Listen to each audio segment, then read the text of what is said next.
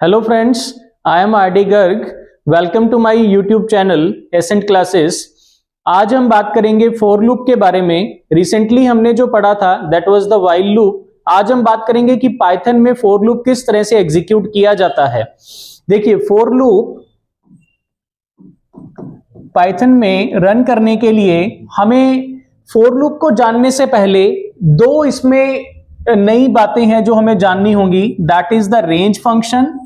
एक तो हम बात करेंगे रेंज फंक्शन के बारे में और एक हम बात करेंगे यहां पर मेंबरशिप ऑपरेटर्स के बारे में, जो कि हैं in and not in operators. पहले हम बात करते हैं रेंज फंक्शन के बारे में कि रेंज फंक्शन पाइथन में किस तरह से वर्क करता है। देखिए, रेंज फंक्शन जब आप एग्जीक्यूट करना चाहते हैं तो हमने यहां पे रेंज का यूज करेंगे। तो रेंज में हम तीन पैरामीटर्स का यूज करते हैं, that is start, stop and step. अगर हम कहें तो 3S that is the start, stop and step का यूज रेंज फंक्शन में किया जाता है। रेंज क्यों यूज करते हैं? जब हमें पर्टिकुलर एक रेंज में किसी लूप को एग्जीक्यूट करना है तो वहां पे हम रेंज फंक्शन की हेल्प ले सकते हैं। फॉर एन एग्जाम्पल कि अगर आपको 1 to 10 स्टेप्स में मूव करना है और उसमें आपकी स्टेप वैल्यू 1 रखना चाहते हैं, तो देखिए हम किस तरह से एग्जीक्यूट करेंगे। हम लिखेंगे रेंज और यहां पे हम स्पेसिफाई कर देंगे 1, 10। फाइन, हम यहां पे क्या कर देंगे 1, 10 कर देंगे। तो ये कैसे वर्क करेगा? ये वर्क करेगा 1, 2, 3, 4 अप टू 9। आप यहां पे जो भी वैल्यू पास करेंगे ये उसके -1 तक चलेगा। मींस अगर आपने 10 पास किया तो 10 - 1 9 तक चलेगा वो। तो हमने यहां पे कोई स्टेप वैल्यू मेंशन नहीं की, तो इसीलिए ये बाय डिफॉल्ट ये +1 का स्टेप कंसीडर करता है। यदि हमें +1 के अलावा कोई और स्टेप वैल्यू चाहिए then we have to specify. +1 के अलावा कोई भी वैल्यू, अगर आपको कोई भी स्टेप वैल्यू देनी है तो आपको उसे स्पेसिफाई करना पड़ेगा। देखिए कैसे। फॉर एग्जाम्पल हमने लिखा यहां पर रेंज 2, 21, 2। तो अब ये रेंज फंक्शन किन वैल्यूज के लिए काम करेगा? It will start from 2, then ये स्टेप वैल्यू लेगा 2 की, that is 4, 6, 8 and so on up to 20। Fine. अब और यूजेस देखते हैं कि रेंज फंक्शन कैसे वर्क करता है। जैसे हमने लिखा रेंज 10, अब यहां पे हमने सिर्फ एक पैरामीटर पास किया दैट इज 10। तो ये बाय डिफॉल्ट 0 से स्टार्ट होगा। कहां से स्टार्ट होगा? 0 से। 0, 1, 2, 3, 4 अप टू 9। तो मींस ये 0 से लेकर 9 तक वर्क करेगा अगर आपने सिर्फ एक पैरामीटर पास किया। अब देखिए, अगर हमें बैकवर्ड मूव करना है, फॉर एन एग्जांपल हम 10 से स्टार्ट करना चाहते हैं और 1 तक मूव करना चाहते हैं, 10, 9, 8, 7, 6। तो देखिए रेंज फंक्शन किस तरह से लिखा जाएगा। हम लिखेंगे रेंज 10, 0, -1। देखिए मैंने यहां पे 0 क्यों लिखा? क्योंकि हमें 1 को कंसीडर करना है। अगर आपने यहां पे 1 लिख दिया तो वो 2 पे ही रुक जाएगा। देखिए 10, 9, 8, 7, 6, 5, 4, 3, 2 एंड 1। अगर आपने यहां पे 0 की जगह 1 लिखा तो वो यहीं पे ही क्या हो जाएगा? स्टॉप हो जाएगा। लेकिन मुझे 1 पे स्टॉप करना था, इसीलिए मैं यहां पे क्या लिख रहा हूं? 0। अगर मुझे इसे 0 पे स्टॉप करना है तो मैं कैसे लिखूंगा? रेंज 10, -1, तो देखिए -1 से पहले क्या आता है? 0 आता है। तो फिर ये क्या करेगा? यहां पे 0 को भी कंसीडर करेगा। तो इस तरह से आपका रेंज फंक्शन वर्क करता है कि अपने को स्टेप वैल्यू जो भी देनी है वो आप स्पेसिफाई करेंगे। अगर आपकी स्टेप वैल्यू +1 के अलावा कोई भी है, किसी भी अगर आपको +1 के अलावा किसी अदर वैल्यू की जरूरत है तो आपको उसे स्टेप में स्पेसिफाई करना पड़ेगा। ये तो हो गया रेंज फंक्शन के बारे में। अब हम देखते हैं कि रेंज फंक्शन का यूज फॉर लूप के साथ कैसे किया जाता है। मैंने आपको बताया था कि जब हम फॉर लूप के बारे में पढ़ते हैं तो हम रेंज फंक्शन का यूज करते हैं। तो देखिए वो कैसे करते हैं हम रेंज फंक्शन का यूज। देखिए फॉर एग्जाम्पल हम एक पहले अपने देखते हैं कि फॉर लूप को कैसे लिखा जाता है। हम लिखते हैं for var stands for any variable in range colon, और यहां पे जो भी स्टेटमेंट आपको रन करनी है वो स्टेटमेंट आप यहां पे स्पेसिफाई कर देंगे। There may be one statement और there may be more than one statements. इसका एक एग्जांपल देखते हैं हम यहां पर कि किस तरह से फॉर लूप एग्जीक्यूट किया जाता है। देखिए for x in range that is 11। तो देखिए अब यहां पर हम कर रहे हैं प्रिंट हमने किया x। तो ये कैसे वर्क करेगा, देखिए 0, पहले x की वैल्यू 0 होगी, देन x की वैल्यू 1 2 3 अप टू 10। तो ये कहां से कहां तक प्रिंट कर देगा, 0 से लेकर 10 तक प्रिंट कर देगा।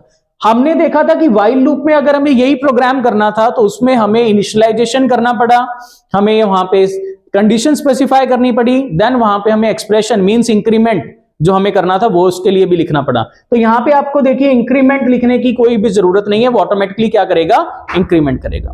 फॉर एग्जाम्पल एक एग्जाम्पल अपने और लेते हैं। For an example if you want to write a program to print the table of 2, कि हमें 2 का टेबल प्रिंट करना है, तो देखिए बड़ा आसानी से हम फॉर लूप में लिख सकते हैं for x in range 2, 21, 2 print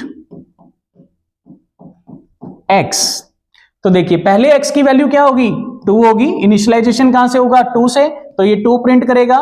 then ये क्या हो जाएगी, 2 का स्टेप है 4 6 अप टू 20। जैसे ही 20 को पे पहुंचेगा आपका फॉर लूप क्या हो जाएगा, टर्मिनेट हो जाएगा। देखिए हमारा जो आउटपुट है वो इस तरह से कॉलम फॉर्म में आ रहा है। अगर आप चाहते हैं कि वो रो फॉर्म में आए तो आपको यहां पे क्या करना होगा, आपको थोड़ा सा प्रिंट स्टेटमेंट में चेंज करना पड़ेगा, that is print x comma end is equal to this. अब आपका जो आउटपुट आएगा वो किस फॉर्म में आ जाएगा, 2 4 6 8 अप टू 20। तो देखिए फॉर लूप की हेल्प से प्रोग्राम काफी आसान हो गया as compare to while loop. लेकिन ऐसा नहीं है कि व्हाइल लूप का यूज ही नहीं है कुछ, व्हाइल लूप भी यूज होता है जहां पे हम श्योर नहीं है कि हमारा स्टेप जो लूप है वो कितनी बार एग्जीक्यूट हो रहा है, तो वहां पे तो हमें व्हाइल लूप ही ज्यादा बेनिफिशियल रहता है। लेकिन जहां पे हम श्योर हैं that how many times our loop will be executed, in that case we can use like for loop, and for loop is quite easier than the while loop. तो हमने यहां पे 2 एग्जांपल्स देखे जिसमें हमने रेंज फंक्शन का work देखा कि किस तरह से फॉर लूप एग्जीक्यूट होता है और उसमें रेंज फंक्शन का यूज किया जाता है। अब जो मैं आपसे बात कर रहा था इनिशियली कि हम फॉर लूप के साथ हम इन मेंबरशिप ऑपरेटर्स का भी यूज करते हैं, that is in and not in. तो आपने देखा होगा यहां पे हमने इन ऑपरेटर का यूज किया, लेकिन इन ऑपरेटर का यूज हमने रेंज फंक्शन के साथ किया। पाइथन में इन ऑपरेटर का यूज एंड फॉर लूप का यूज सीक्वेंस टाइप्स के साथ भी किया जाता है। वो हम नेक्स्ट वीडियोस में देखेंगे कि सीक्वेंस टाइप्स क्या होते हैं और उन सीक्वेंस टाइप्स को फॉर लूप के साथ कैसे एग्जीक्यूट किया जाता है। वो डिटेल में तो मैं आपको नेक्स्ट वीडियोस में बताऊंगा। आज मैं आपको एक सिंपल सा एग्जांपल देता हूं कि किस तरह से सीक्वेंस टाइप्स के साथ फॉर लूप का यूज किया जाता है। देखिए मैं यहां पर सीक्वेंस टाइप किसे बोल रहा हूं, मैं यहां पे सीक्वेंस टाइप बोल रहा हूं पाइथन में लिस्ट, टपल एंड स्ट्रिंग को। एंड एक हम यहां पे टाइप और यूज करते हैं दैट इज डिक्शनरी। तो फॉर लूप का use in list, tuple, string and dictionaries के साथ भी किया जा सकता है। जब हम list, tuple, string and dictionaries की बात करते हैं तो ये सभी क्या है, ग्रुप ऑफ वैल्यूज हैं। Means list may have 2 or more values, like this tuple also may have 2 or more values. In the same manner string is what, string is a collection of characters. तो जब हमें इन sequence types को ट्रेवर्स करना है, access करना है या इन पे कोई ऑपरेशन परफॉर्म करना चाहते हैं, then we need the loops. तो उस केस में for loop is a better approach to use with these sequence types. देखिए मैं आपको एक सिंपल सा एग्जांपल देता हूं कि फॉर लूप किस तरह से वर्क करता है इनके साथ। उम्मीद करता हूं आपको वो समझ में आएगा। जैसे सपोज मेरे पास एक लिस्ट है, देखो पाइथन में लिस्ट हम किस तरह से लेते हैं, लिस्ट का नेम स्पेसिफाई करते हैं और यहां पे स्क्वायर ब्रैकेट्स में कोई भी अपने एक लिस्ट ले लेते हैं। सपोज मैं एक लिस्ट ले रहा हूं जिसमें हमारे पास कुछ अल्फाबेट्स हैं, ठीक है। सपोज मैंने यहां पे एक लिस्ट ली जिसमें हमारे पास 5 अल्फाबेट्स हैं, that is ABCD and E। या फिर कोई और एग्जांपल लेना चाहो तो अपने एक लिस्ट ले लेते हैं सपोज फ्रूट नेम से, फाइन। इसको एक बार अपने बाद में कंसीडर करेंगे। फ्रूट में हमने क्या किया, कुछ फ्रूट नेम्स लिए, एप्पल, बनाना,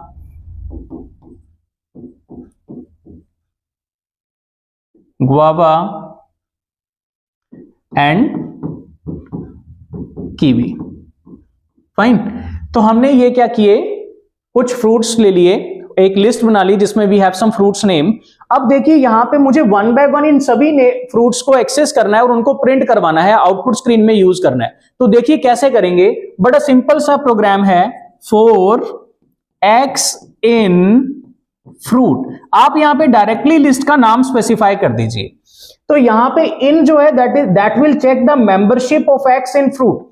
तो वो क्या करेगा, एक्स को फ्रूट से क्या करेगा, one by one values access करेगा और एक्स उसे क्या करता रहेगा, स्टोर करता रहेगा।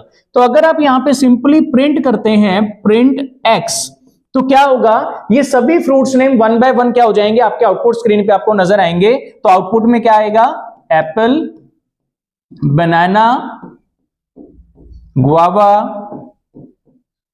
And then kiwi, fine.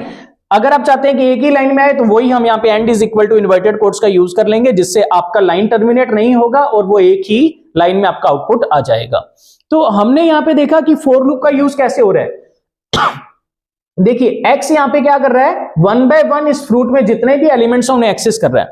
हमें बताने की जरूरत नहीं है कि आपको स्टार्ट कहां से करना है, कहां तक जाना है। ये बाय डिफॉल्ट जीरो इंडेक्स से स्टार्ट करेगा और उसके एंड तक जाएगा, मींस फर्स्ट एलिमेंट से स्टार्ट करेगा और लास्ट एलिमेंट तक सभी एलिमेंट्स को वन बाय वन एक्सेस कर लेगा। So this is how we can use the for loop with the sequence types. Like this, we can also use this for loop with the tuple, string and dictionary that we will discuss in the like coming videos. आपको वहां पे मैं पूरे detail में बताऊंगा कि किस तरह से for loop का यूज इन सीक्वेंस टाइप्स के साथ किया जाता है। आज हमने सिंपली देखा कि for loop का यूज कैसे हम कर सकते हैं, हमने एक बड़े सिंपल बेसिक एग्जांपल्स देखे। नेक्स्ट वीडियोस में हम फॉर लूप के कुछ और एग्जांपल्स को डिस्कस करेंगे और हम देखेंगे कि फॉर लूप का यूज कैसे हम कहां पे कर सकते हैं, एंड हम नेस्टेड फॉर लूप्स के बारे में भी पढ़ेंगे। उम्मीद करता हूं कि आज आपको ये समझ में आया होगा। फिर भी अगर आपके कुछ डाउट्स हैं, then you can mention into the comment section, we will definitely reply to your comments, and thank you for today, thank you very much.